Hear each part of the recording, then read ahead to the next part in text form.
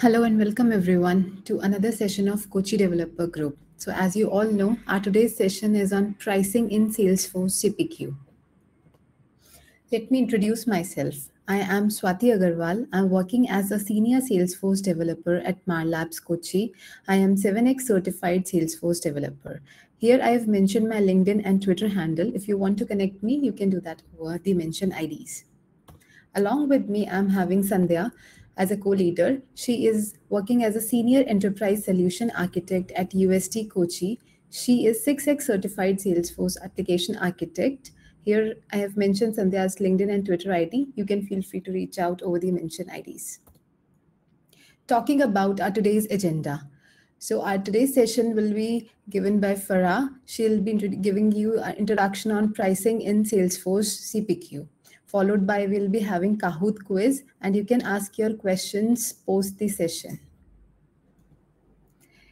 Here I've mentioned our LinkedIn, Twitter, and our Trailblazer IDs. So if you want, you can mention any suggestion or any comments. You can reach out to us over the mentioned IDs. You can also post today's screenshots with the mentioned Twitter handle IDs and tag me, Sandhya, and Farah. Talking about our speaker, Farah. Farah is a Salesforce MVP. Along with that, she is a Cario Salesforce group leader, and she has got her MVP title in this year. So congratulations, Farah, for that. She is 10x certified Salesforce developer. Farah is also a winner of the Salesforce Golden Hoodie. That's a great achievement. Here I have mentioned some of the blog posts which are written by Farah. She's a regular blog post and done via Medium and other podcast also. So you can get a best benefit out of these. You can just follow her with on the mentioned LinkedIn and Twitter IDs so that you can get the benefit with her amazing blog posts. So without any delay, I'll stop sharing my screen and give the screen to Farah so that she can start her session.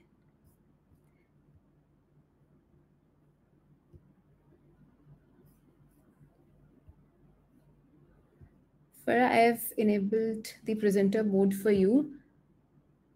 Hope you can share the screen.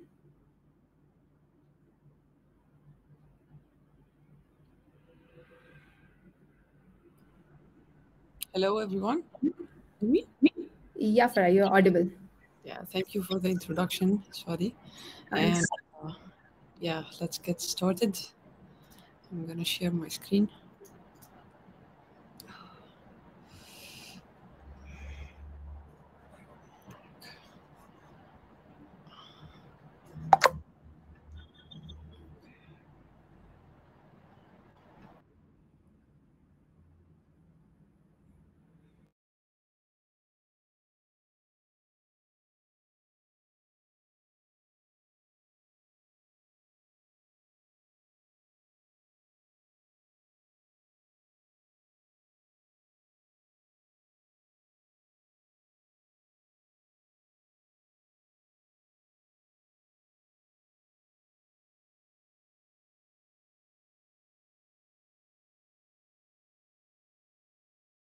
There is some network glitch at Farah's end. She'll be resuming soon.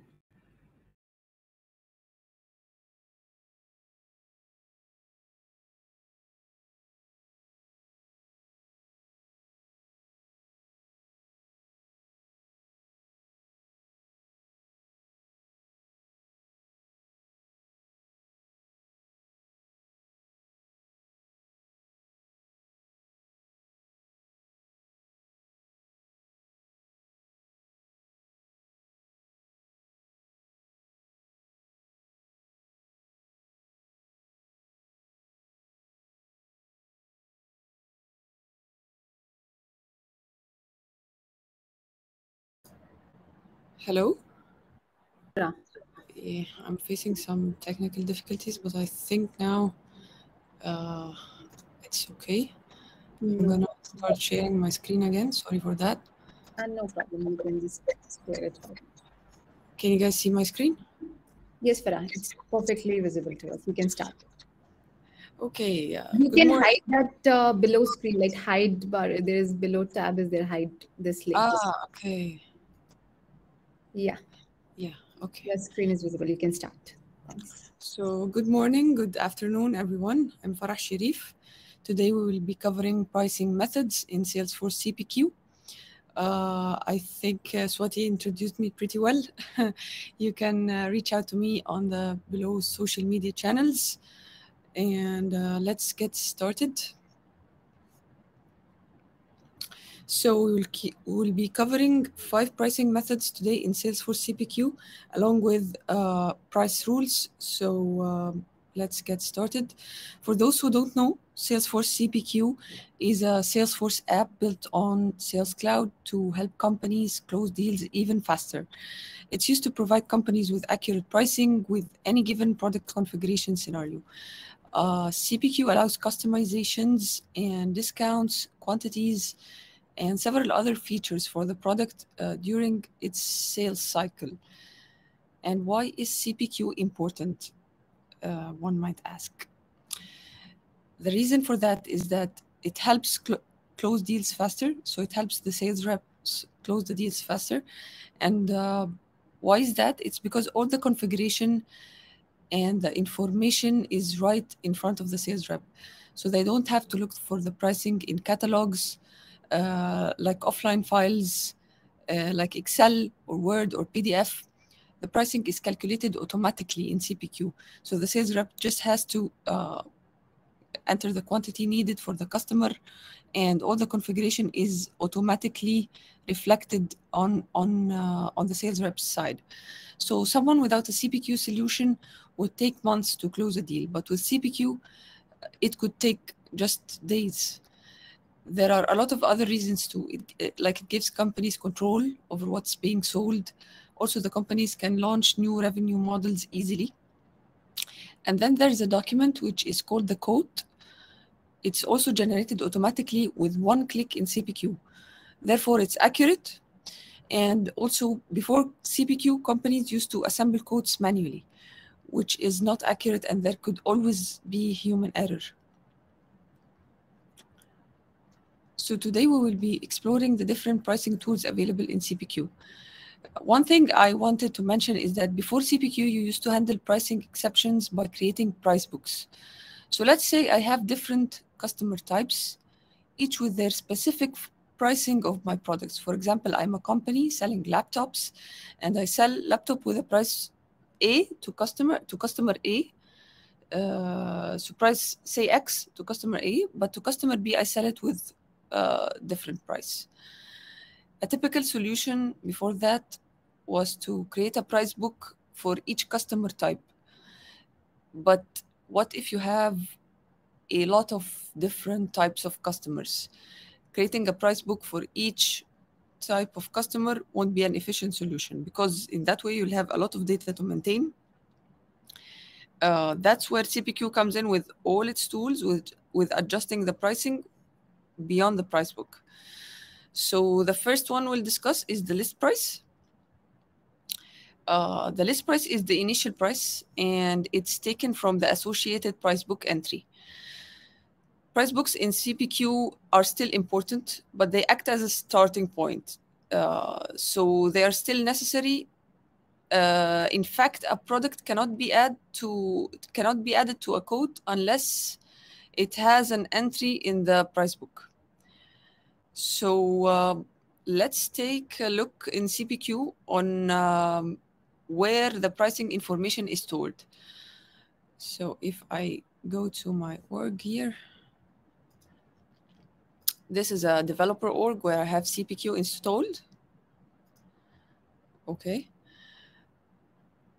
And then I have the products page. And then I created a product for iPhone 12. Okay. So if we go to the section here called CPQ pricing, you will find that we have a pricing method pick list field. So if I go in here and edit, this is the pricing method that we will be using for the rest of this session to select which pricing method we will be using for each product. So by default, it's list price. So this means that it gets the price from the associated price book entry. So if I go in here to the related list,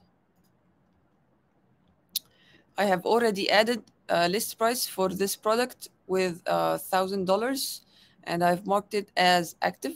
Okay. This one was not added by default. I added this list price to the product. So let's see how this product is being priced within a quote. I'm gonna go to the accounts. I created a dummy account, Coachy Developers. I'm gonna go to the opportunity, and then I'm going to create a new quote. I'm gonna mark it as primary because a quote being primary is going to synchronize the quote line items with the opportunity line items. And I can only have one primary quote per in an opportunity. Okay. I'm going to leave the rest empty because I don't need this information. But just to let you know, this subscription term is used for products that are paid in a subscription manner, sort of like Netflix when you pay a subscription per month. But this is not the case right now, so I'm just going to click Save. And I'm going to go to the quote. In the quote, I have this action called Edit Lines. And this is the action we use to add products to our quote. It opens a page called Quote Line Editor. So this is the Quote Line Editor where I can add products and make some configurations. So I'm gonna add products, and I'm going to add my iPhone product and select. So as you can see, the net price that the customer is going to pay is $1,000. Is because we have retrieved the list price for this product because we have set the pricing method as list price. So if I try to increase the quantity, I'm just gonna show you how CPQ will respond to that, and click calculate. Then the net total will be $2,000 because this way the customer is buying 2 iPhones instead of 1. So it will multiply the quantity, which will result in $2,000. Notice that the list price here, we can edit it actually. This is because I have a field on the product as well that can allow the sales rep to override the list price. So here the sales rep can override it to 900, for example, dollars. And if we click calculate, so 900 times 2 will be $1,800. But if I go back to the product, the list price will still remain the same.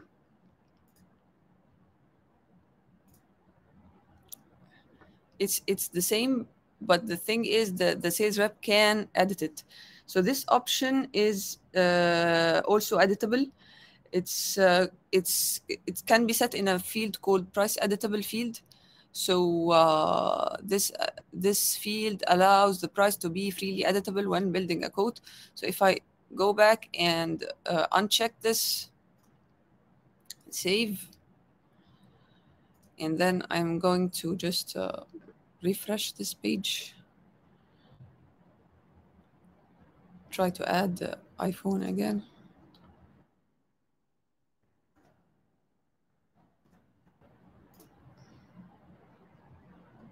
As you can see here, a lock icon appeared on the list price, so I cannot edit it anymore because the checkbox is now unchecked. So I think this is a pretty nice feature. And the thing with CPQ is that you can create automations without going to the setup. So it's a bit confusing, but when you get used to it, it's pretty awesome because you can make configurations just by creating records and like checking and unchecking checkboxes. So yeah, that's pretty cool. So as we said, it can override the list price in the quote line editor. The next pricing tool we have is the block price. And block pricing is what you use when you are selling a product based on several quantity ranges. So in this type of pricing, the quantity itself, or I mean the price itself, is retrieved from the block price object, unlike from the list price when it's retrieved from the price book entry. So, and a good example for block pricing would be if I'm stationery selling binder clips. So let's say you have two boxes, a small box that has 10 binder clips and a large box that has 30 binder clips. And then comes a customer that needs 15 binder clips. So this falls within the large box range because you will sell him the large box this way. So it's because the binder clips are not sold in units. Another thing to know is that when selling a product with pricing method as block, the pricing is retrieved from the block price object. Okay, so let's go see this in action.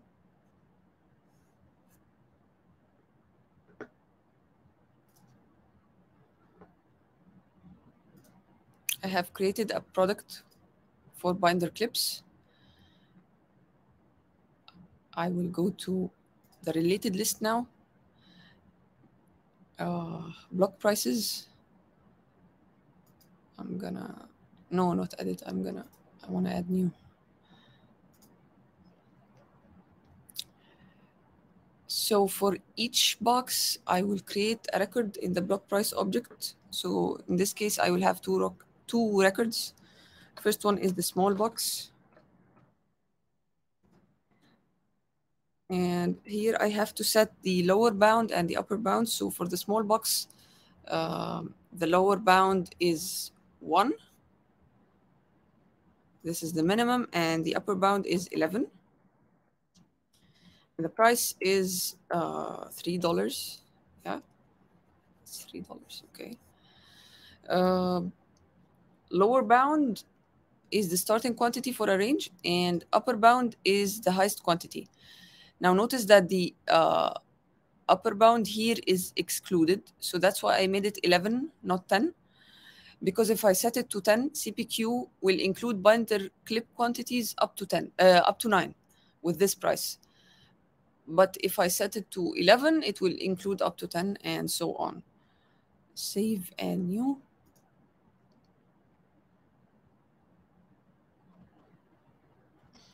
Now I have to add the large box with lower bound of 11 and upper bound of 31. As we said, it includes, this way it will include up to 30, which is exactly what we need here. And the price is $5.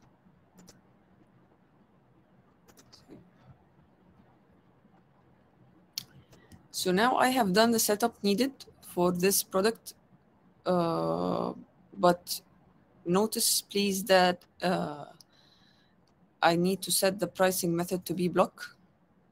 So if I come back here, click edit, and I want the pricing method to be block, save.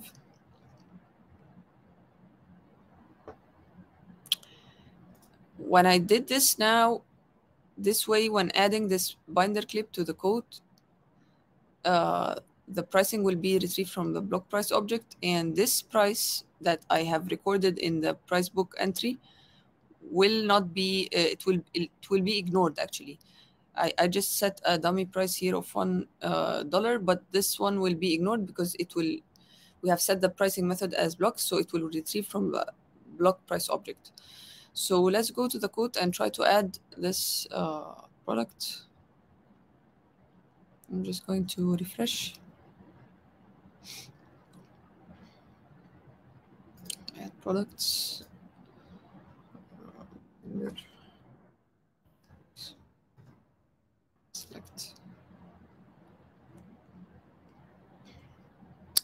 quantity by default is 1.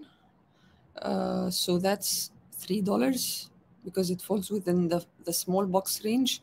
But if I make it 10 and hit calculate, still within the small box range, but 11 will cause me to go to the higher range, which is the range for the large box. So yeah, list price here is retrieved from the block price, as we have mentioned over and over again. So yeah, this is block pricing. Does anyone have any question? I think we have one question. Do we need to select price book in block price? This is asked by Anish. You have to, you have to add a price book entry for each product in order to be able to select it in the quote line editor. Because if a product has no entry in the price book, then it cannot be added to a quote line to a quote. If I go back and delete this entry, and then I'm going to refresh this page and try to add the binder clip.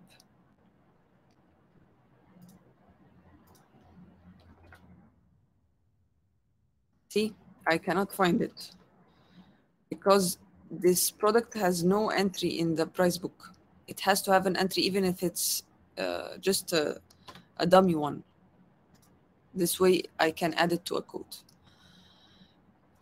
So price book, we discussed lower bound and upper bound. Lower bound is the starting quantity. Upper bound is the highest quantity. And please remember that upper bound is excluded. So if you want to include, say, up to 10, then you would have the upper bound as 11, and it will be also the starting for the next range, the starting point for the next range. Yeah, Farah, we have, sorry for the interruption. We have one question from Neha. What if we sell more than 30 clips, let's say 35 clips, then in that scenario, what will happen? So in that scenario, I think we have not specified it, but we can have another record in the block price that will have no upper bound. This way, it will include the rest of the quantities. So if I come in here and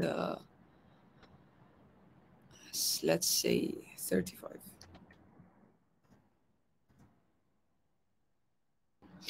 See, this is causing an error here.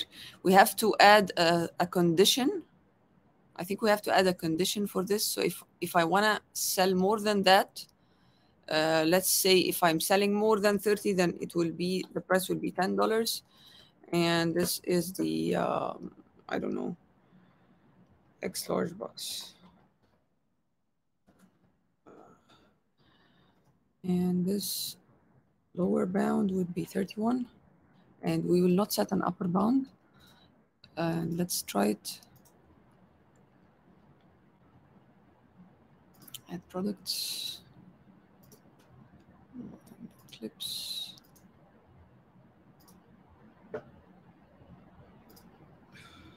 $35. Calculate $10. So if I go to maybe 1,000, it will still use the $10 that I have specified because I have not set an upper bound for this quantity. So this is what you do if you have no ending range or so.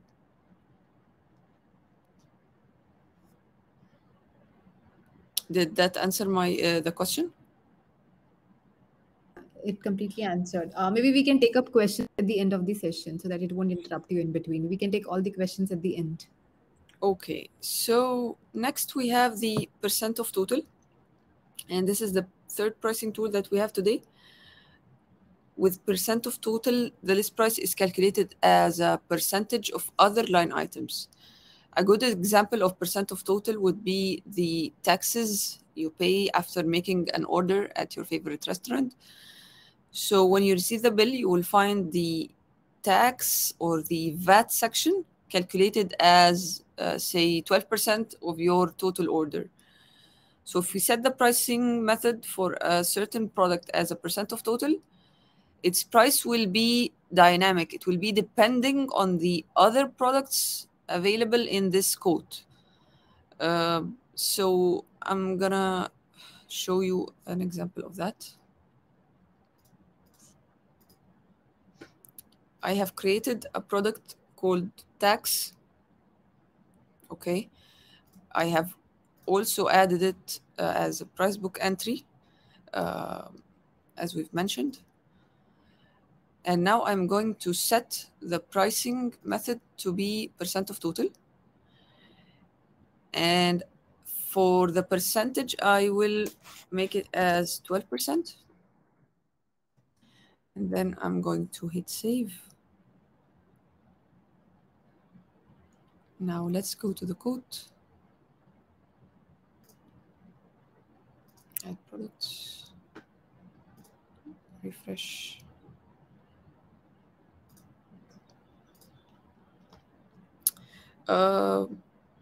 I want to add, okay, I want to add the iPhone.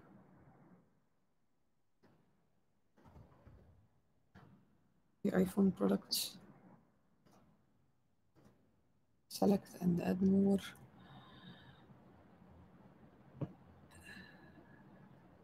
And I want to also add AirPods to this quote. And finally, I will add the tax product. Select. So let's explain what CPQ does here. So we have our iPhone retrieved with a list price of $1,000 and the AirPods of $150, and the tax product now is $138. So I just explain it here better. So what CPQ does here is it will add the all the quote line items for iPhone, AirPods, and the summation of that, it will be multiplied with the percentage, okay? And this will produce this value, which will be the value of the tax product. So now the customer has to pay a total of $1,288. So let's say, as a company, I don't want my customer to pay taxes on the AirPods product.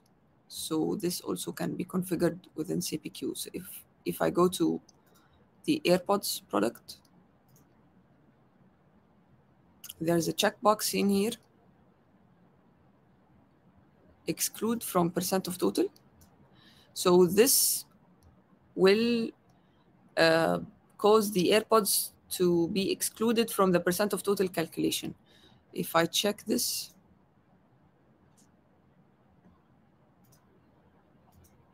hit save, go back to my code, and I'm gonna have to delete those, I think, because they were added when a certain point in time where I have not checked this checkbox. Now I will try to add again.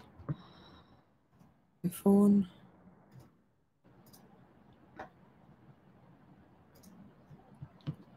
AirPods. I just love Apple products.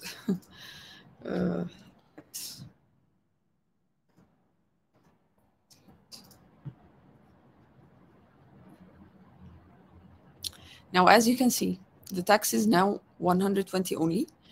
It's because it's calculating 12% only from the iPhone and not from the AirPods. So if I have now 2 iPhones, it should double the tax. Yep, double the tax. Okay, so next we have cost plus markup pricing. And cost plus markup is when you have a base price, which is called cost price. And the cost price is the exact amount that costs to make this product. For example, the cost of the material used plus the cost of labor. This is considered the base price, or what's called the cost price, without adding any profit. So cost price is the base price of a product without profit. And then you add markup, which is the profit added on top of the cost price. So here's my equation. Cost plus markup will give you the net price, which is also known as the selling price. And one thing to know is that in setting the pricing method as cost, the price will be obtained from the cost object. Cost price is useful so that you can guarantee you'll have profit. So it gives sales reps the control to add the markup instead of price being automatically calculated by CPQ. So for example, when a sales rep sells a car, they can add their commission as a markup within this product. So I'll go to CPQ now.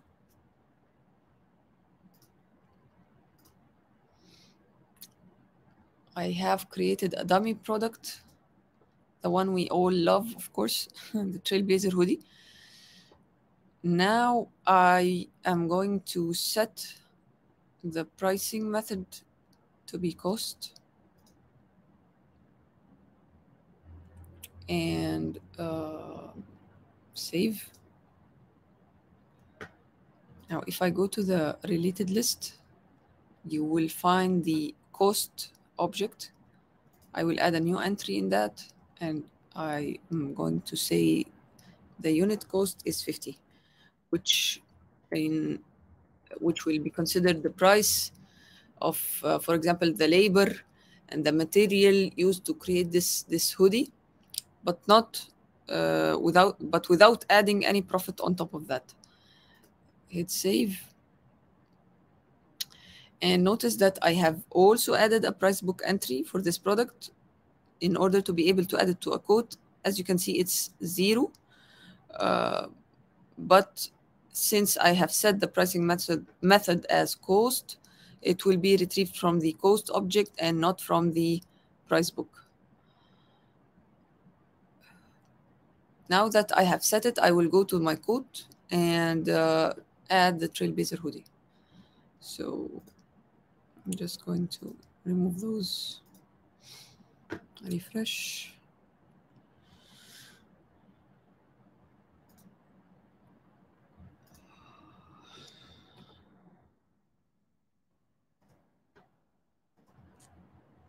Select. As you can see here, the list price is 0 because this one is retrieved from the price book, but the net price that the customer is going to pay is $50. And this is because it is retrieved from the cost object. So if I expand this here, you can see that it's retrieved from the cost. Now I have the option to add a markup on top of this product, and markup can be percentage or value. So if it's, for example, 5%, and hitting calculate here would cause the total to be 52.5. I can also set it as a value, which would be, for example, $3, and calculate. This way, the net will be $53.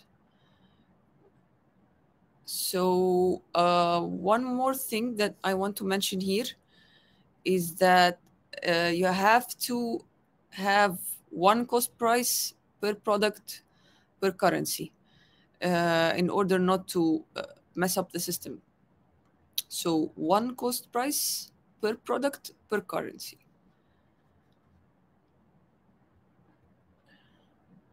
Next, we have the account-based contracted pricing. In this case, the price is obtained from the contracted prices object related to account. To explain contracted pricing is that when you are selling a product to a certain customer with a special price or a contracted price that is different from the price that you normally sell with. So say that you have a special customer that you quote them for prices that are different from the other customers that you have in your company. So configuration of contracted prices is different than other methods. So you don't do it on the product, you do it on the account object. And this is an example here of the contracted pricing. My special customer called Cloudy usually buys my iPhone with $900, but for the rest of the customers, they buy it for $1,000. So let's go to CPQ, see how we can do this. So I have created an account called Cloudy.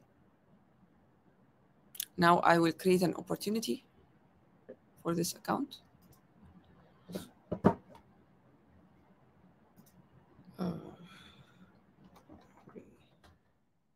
Opportunity. Date. Prospecting. Save. I will create a quote as well.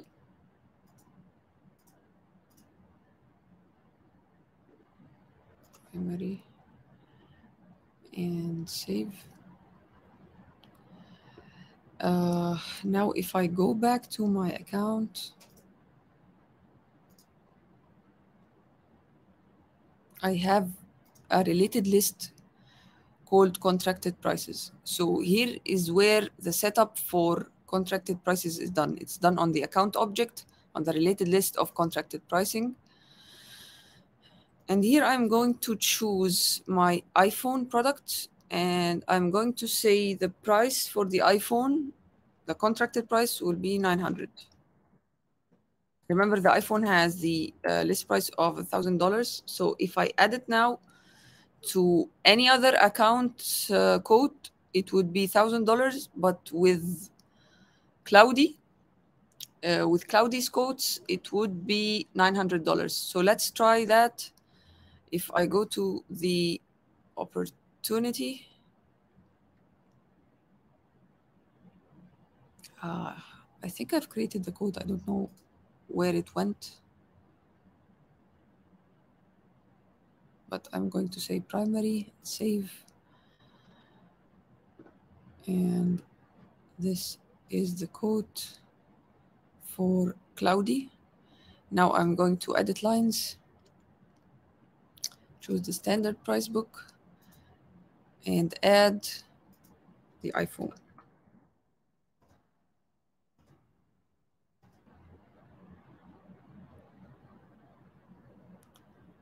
So I think there's a problem here because it didn't associate with the account. It's still priced as $1,000. So I'm gonna check what's wrong with that.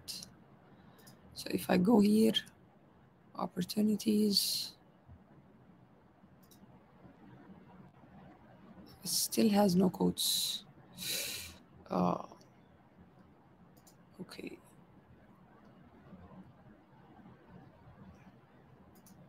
New code, primary, save. Okay, so now I have the code associated with Cloudy. If I edit the lines and add the iPhone, it's supposed to reflect $900 as the contracted price will be retrieved instead of the list price. Select. Yep, there you go. The net total is 900, and it's because, as I said, it's retrieved from the contracted prices object now. So, but for any other account, it will still remain $1,000. There's another feature for the contracted prices. It's that when you have child accounts, they inherit the contracted price of the parent account. So to show this to you, I created another account, Cloudy Australia. And now I will set the parent to be Cloudy and save. And now what's supposed to happen is that if I have a code on Cloudy Australia, it should have, and if I have a code that has the iPhone, it should inherit the price from the contracted price of the parent account. So it should inherit the $900. So let's try this.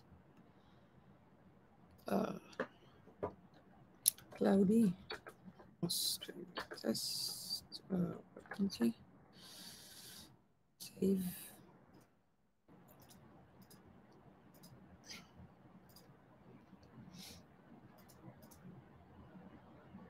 For some reason, creating a code using this is not, but I'm gonna have to check that later. So now I am creating a code related to Cloudy Australia. Now, if I add the iPhone, it's supposed to inherit the contracted prices of the parent account.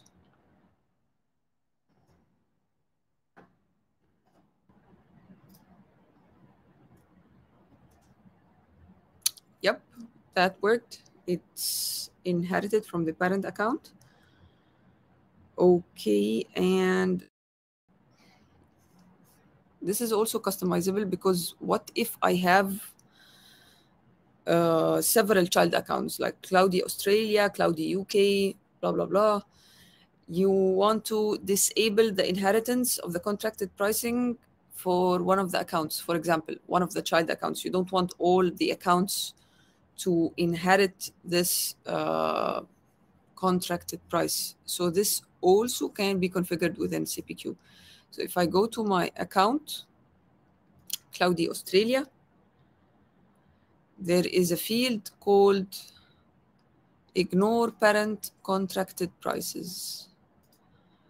If I check it and save, and now go to the code related to this account, it's supposed to have the normal price for the iPhone product, which is the list price. Yep, that also worked. So as you can see, it's very flexible with a lot of scenarios. So back to the slides here. One last thing I want to mention related to account-based contracted pricing is that you want to avoid creating two contracted prices on the same account that act on one product, because this will confuse the system, as there is no telling which price CPQ will use. So just to avoid that, go with the best practice, which is one contracted price per product per account. The next thing we have is the price rules. And up until now, we have been talking about the pricing methods we have in CPQ. Now we will talk about price rules. And price rules has something to do with the configuration part in CPQ. You know, CPQ stands for Configure Price Code. Up until now, we have talking about the price part. Now we will talk a bit about the configuration part. I have chosen this because it also reflects on the price. So I wanted to talk about it also within this session. Price rules can help automate price calculations and do updates on the quote line fields. So this feature is useful if your business contains products that change in response to the presence of other products. With price rules, you can override the quantity of a product, you can override the price, or even add a discount. It all depends on the conditions you set for the price rule. The steps to create a price rule is pretty simple. You first create a price rule, Then you create condition. Last thing you create is the action in response to the conditions that would be met within this price rule. All of those are objects within Salesforce CPQ. So it's also has nothing to do with the setup. As I said, in CPQ, there's a lot of stuff you can do without going to the setup or configuring something within the setup. It's just about creating records and knowing which records to create on which objects. So I have an example here. Let's say I'm a company selling MacBooks. And the price for the MacBook is $1,400, but there's a case when the price changes, and it changes when a partner is involved in the deal, and it changes to be $1,300. So let's go to CPQ to see that in action. If I go to products, here I have the MacBook. I created this product. Pricing method is list price, and the list price here is $1,400, as you can see. Now I want to create the price rule such that when a partner is involved in the deal, the list price will be $1,300. So if I go to price rule, as you can see, it's an object here within Salesforce. I'm just going to delete this one I created before. I'm going to create a new one. Say deduct 100 if partner involved.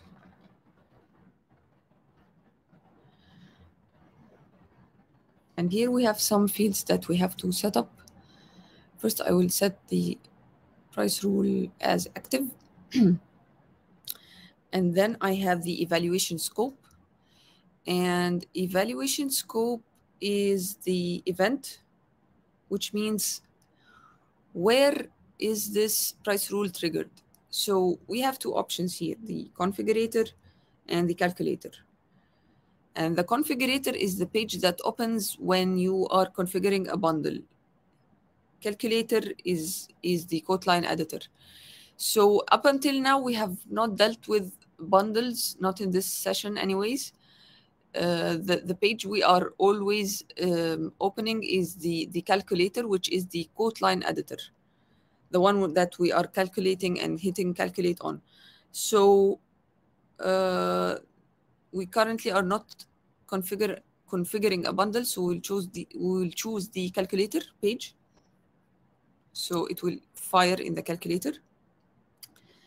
The next thing is the evaluation event, and this is basically when will this happen. So there are several options. I will not go into details because this is like a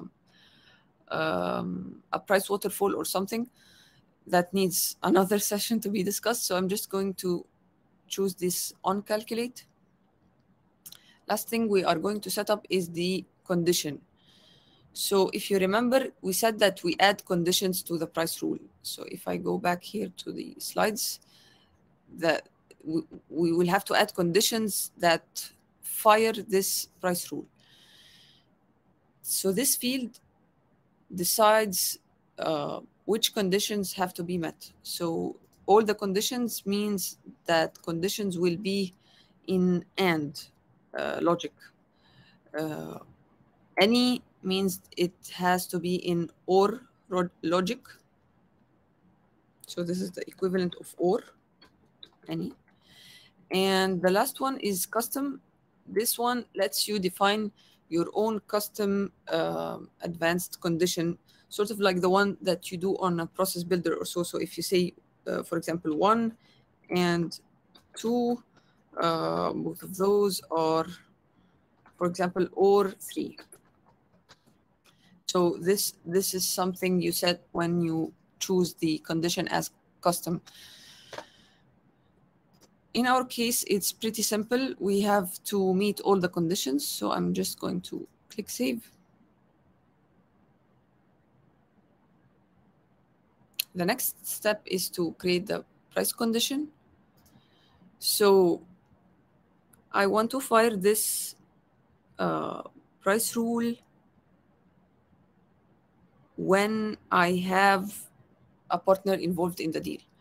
So luckily, I have a field within the code, and it's called partner. And this is a lookup field to the account. So it lets you choose a partner involved within the selling of this code or something. So I'm going to use this field in my condition. So I'm going to say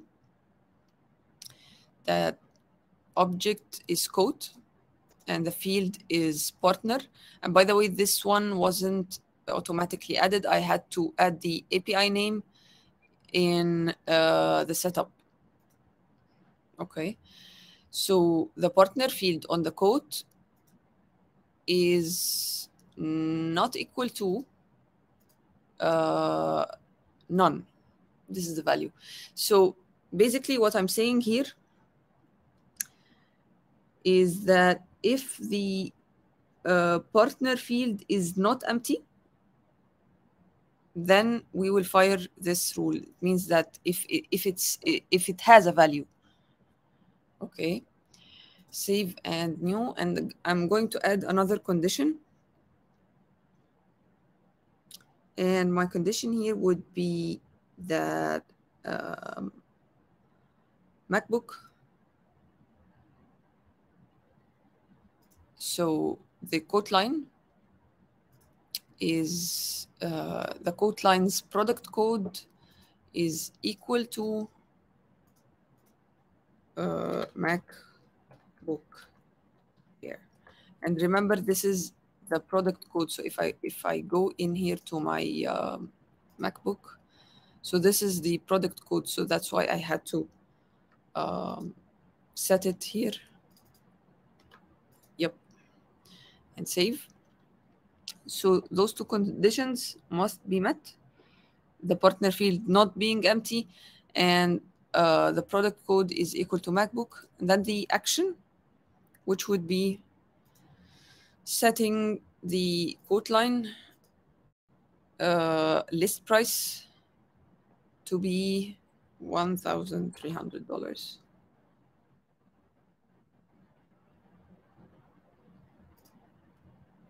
Also, I have added this list price here the same way I have added the partner. I'm going to show you that in setup after we test this rule. So now, if I have a partner involved in the deal, the MacBook is supposed to be priced with $1,300. So if I go to a quote here, this quote has no partner involved in the deal. So it's supposed to have the actual list price for the MacBook. If I add it here, 1,400, nothing has changed. The price rule hasn't even fired. But if I add a partner to this quote, let's say Cloudy, for example, save. Now I will go back again and try to add the MacBook.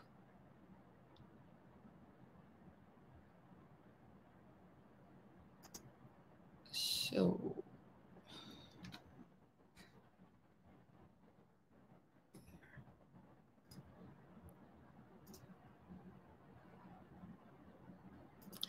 yep, as you can see, the price rule fired, and now the MacBook is priced at $1,300.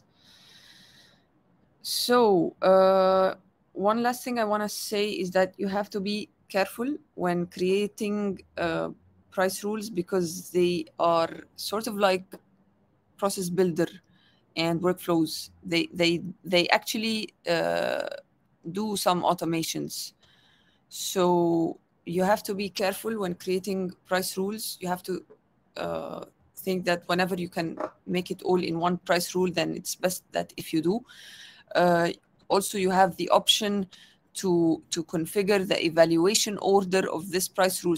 So say you have several price rules and you want one calculated before the other, then you can set the order for each one of them. And now I have reached the end of my presentation. Does anyone have any question? I hope that everyone has benefited from this session.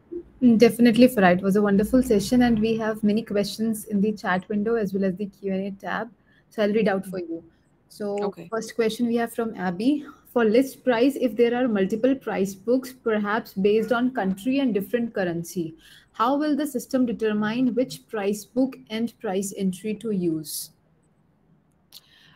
I think I haven't tried that actually, uh, but I think it works sort of like the standard way when retrieving uh, price books related to several currencies. So I'm gonna have to look that up. I haven't tried this case. Okay, no problem. Next question.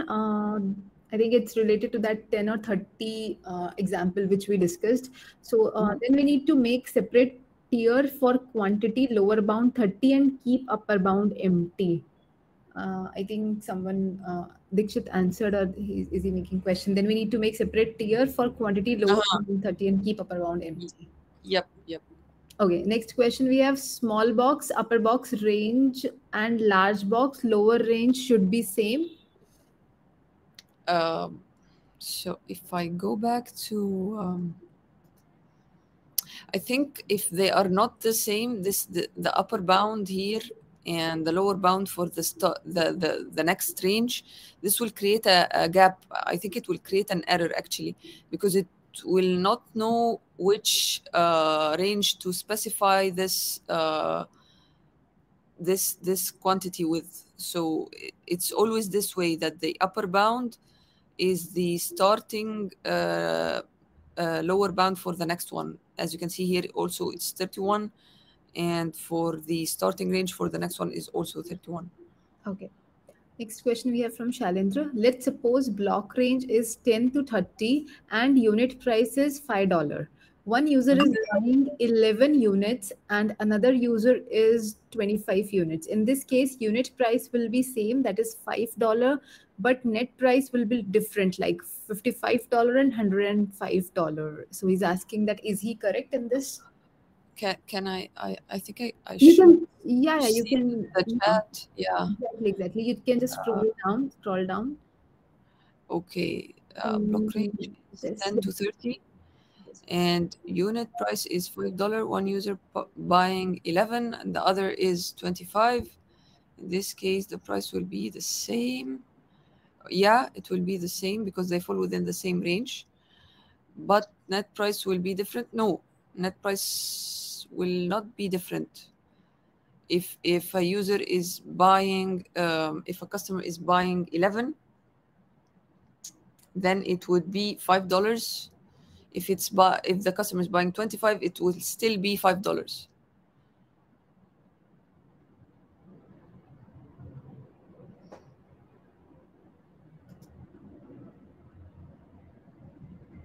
Hello? Yeah, Farah. Yeah. Okay. There's another question. How is tax handled if different products have different tax percentage? Um, I think that this way you can create another field for within the product that can hold the tax value if you have that the tax is different for each of the products.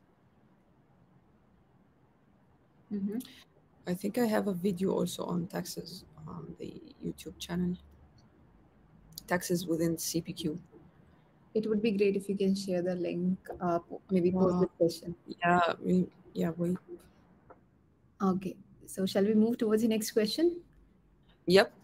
Okay, next question is how we manage multiple currency. Multiple prices. Multiple currency. I think I haven't clashed with multiple currency within CPQ yet, so I don't have any background on that. No problem. Next question: can we automate the makeup price? I think makeup price. Automate the markup price. I think yeah. I think um, uh, that process builder and flows are still available within CPQ, so you can make your automations whichever way you want. But first, you have to check the automations available out of the box with CPQ, like price rules and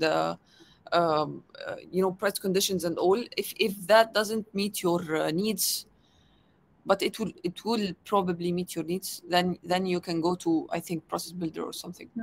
Okay. I think Dikshit replied to one of the question. Multiple currency needs to be enabled in SFDC org, and then for each currency we need to set a price individually. Then to Yeah, I think so. Yeah. yeah, Shailendra asked another question. That means we need to create different price book for each currency. I give it. Okay.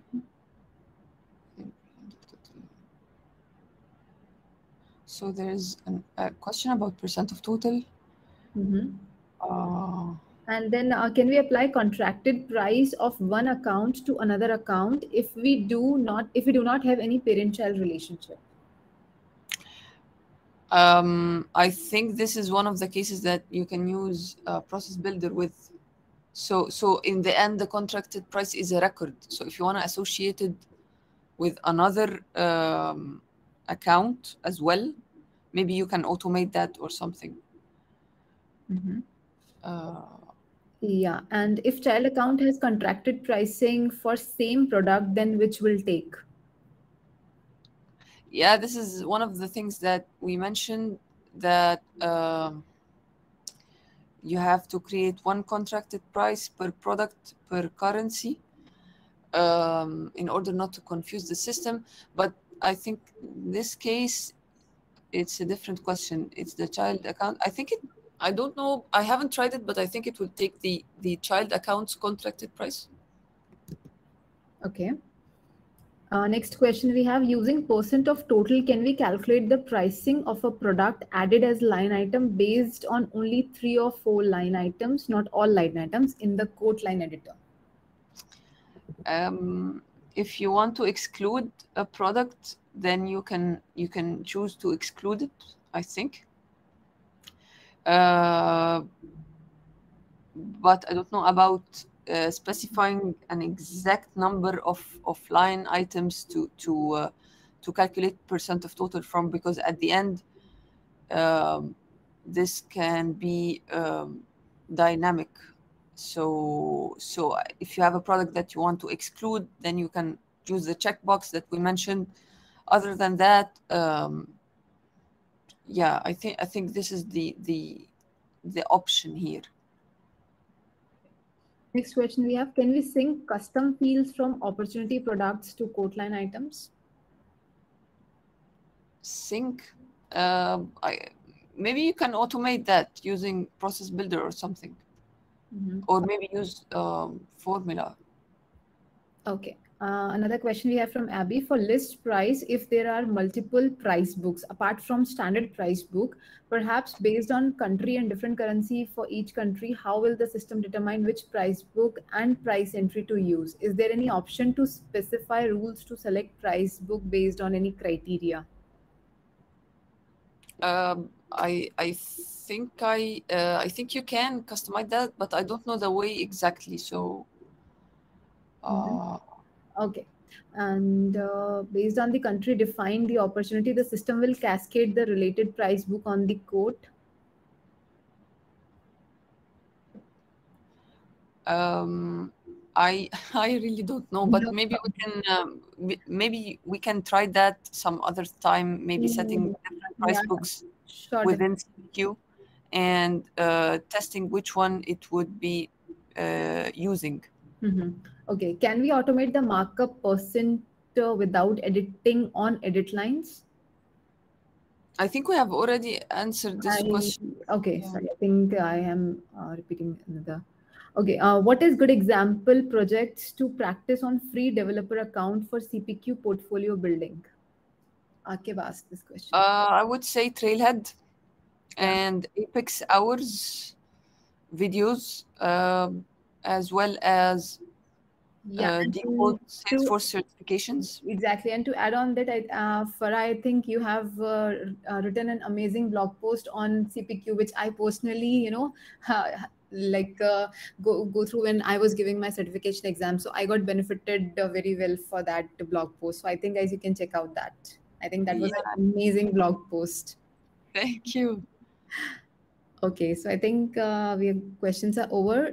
I have posted the Kahoot pin on the chat window. Please, you can join that Kahoot. I'll post it again. And if you have any questions, you can just reach out to Farah on her social IDs. And maybe in another session, we can just grab Farah again so that some another this pricing questions we can. So currently we have 42 people. Let me share my screen and I'll wait for another some 2 to 3 seconds so that we have more participants in Kahoot.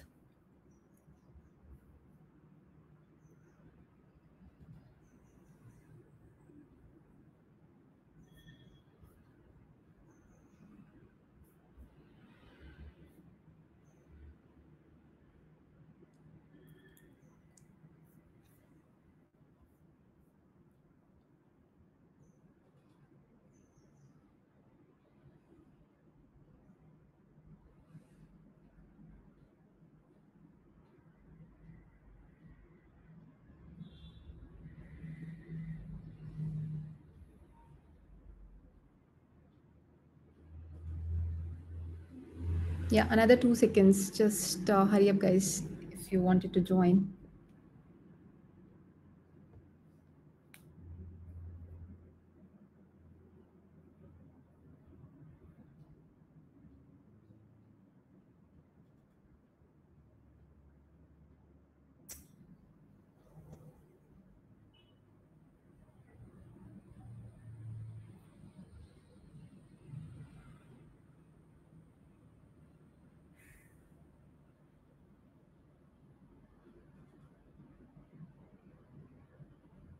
Okay, I'm starting the Kahoot quiz.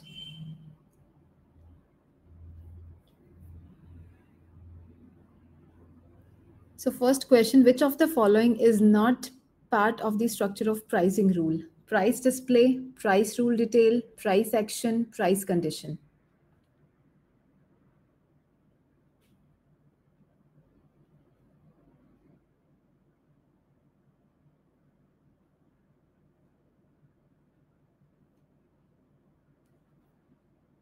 The correct answer is price display. 38 people gave it correct. Let's see our scoreboard. Couple Neha and Abby are leading the scoreboards. Moving towards the next question. What is used for streaming service for live experiences and original content series from Salesforce? Salesforce Studios, Salesforce Plus, Netflix, or Salesforce Prime?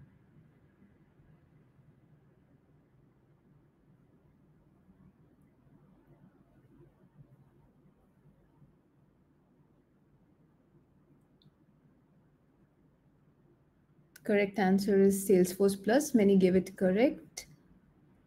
We have change in our scoreboard. Kapil, Dev, and Suraj are leading the scoreboards. Moving towards the next question. Which of the following is not a standard pricing method in Salesforce CPQ? List pricing, cost pricing, block pricing, or rollback pricing?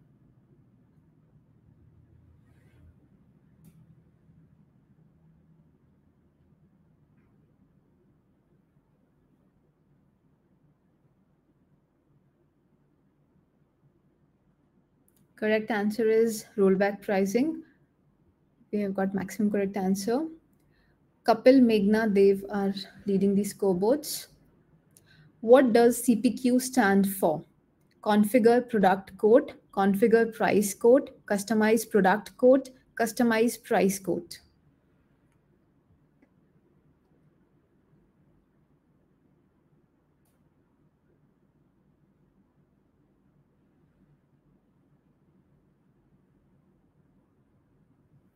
Correct answer is configure price code. Most of you gave it correct. Megha, Anish, and Dev leading these scoreboards. Next question, which of the following is not a configuration rule types? Recommended item rule, validation rule, constraint rule, or pricing?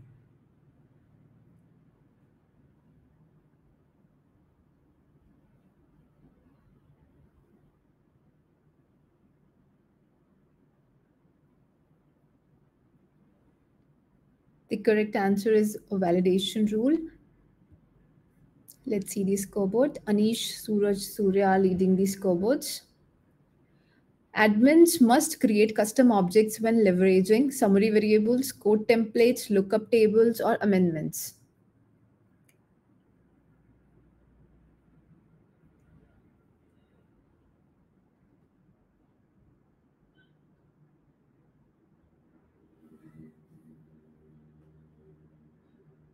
The correct answer is lookup table. We have Anish and guys, please write the correct name because this number it's invalidated. So if person wins, also we can't consider this number. You have to write the correct answer, correct name. So Anish and Suraj Dikshit, we are considering at the leading the scoreboards. List price is obtained from dash. List price field, block price field, price book entry, bundle price.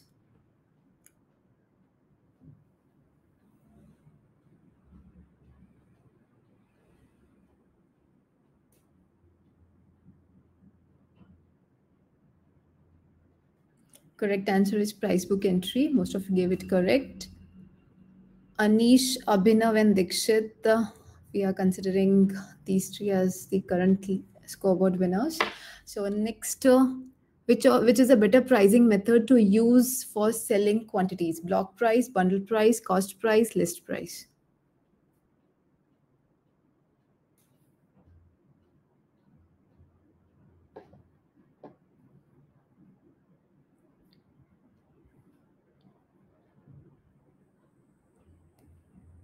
Okay, the correct answer is block price. Most of you gave it correct. Let's see the scoreboard.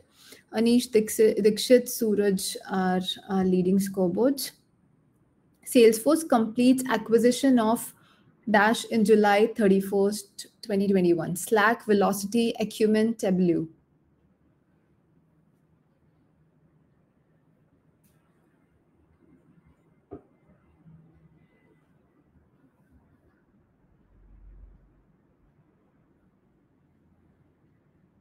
Yes, Salesforce acquired recently Slack, and most of you gave it correct.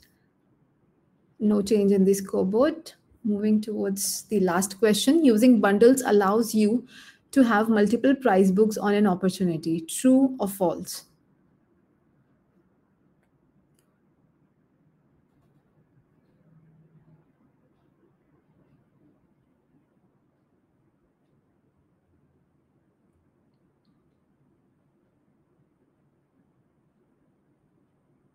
Answer is false.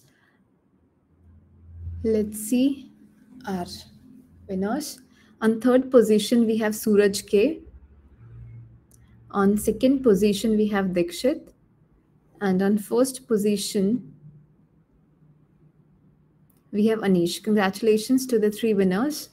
You can and runner-up also we have Dev and Abhinav, but sorry, we don't have anything for runner-ups. So our top three winners can share their name, full name, and their WebSSR email ID to mine and Sandhya's email ID, and your voucher will reach out to you within some days. And thank you so much, Farah, for the amazing session, for taking out your time. I know you are from a different time zone, so it might be too early at your time. Thank you for taking your time and give us a wonderful, session on CPQ pricing. And most of us got definitely benefited from this session. Thanks a lot. Thanks everyone for listening, and congratulations to the voucher winners.